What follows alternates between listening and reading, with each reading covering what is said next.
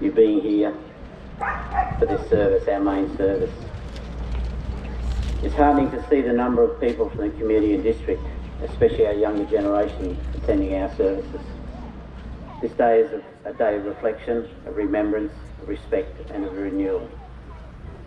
So 104 years ago, the Australian New Zealand Army Corps of Gallipoli made immortal the name of ANZAC and established an ongoing tradition of selfless service, devotion to duty and of fighting for all that is best in human relationships.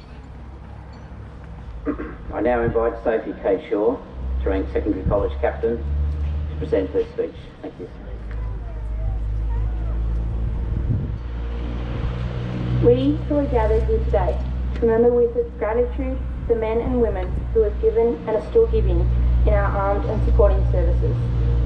All that is theirs to give in order that the world may be a noble place in which to live. And with them, we remember those left behind to bear the sorrows of their loss. The total Gallipoli casualties on our side, including the French and naval, were 33,000 killed, 78,000 wounded and 8,000 missing. Of these, the Australians made up 8,500 of those killed and more than 19,000 of those wounded. But the shock news of these casualties, far from weakening this country's resolve at the time, actually served to strengthen it. For the recruiting rate increased, and I do not need to explain to you that they were all volunteers. As the news of the casualties began to filter back to Australia, so did the heroism of the ANZACs. From all sources, from the British, amazed at the toughness, the resilience, and the tenacity of our hitherto untried soldiers.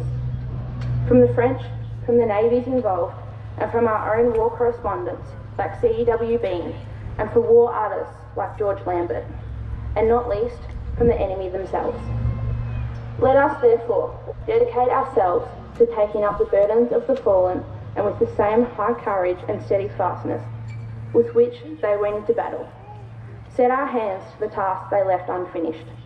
Let us dedicate ourselves to the service of the ideals for which they died.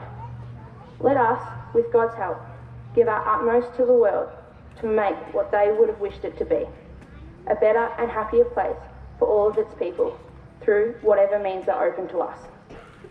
Australians would return home, and it was not unusual to read of men and women who returned home after the war, not being able to settle down or having a go at everything, because they weren't sure what to do with their lives.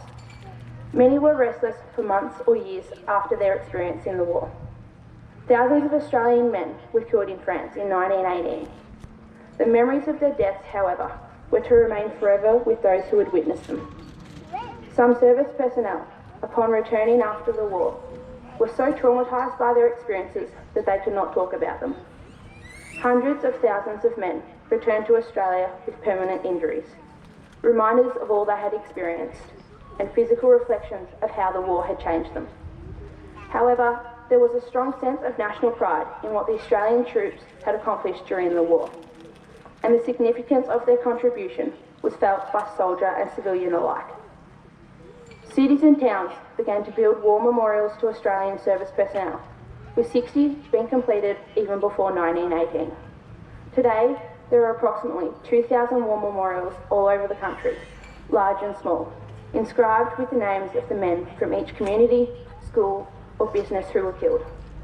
These memorials take many forms, from a single soldier statue to a memorial gate or arch, usually situated in prominent and public places.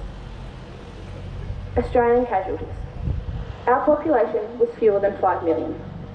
416,809 men enlisted, of which over 60,000 were killed and 156,000 wounded, gassed or taken prisoner. We will remember them.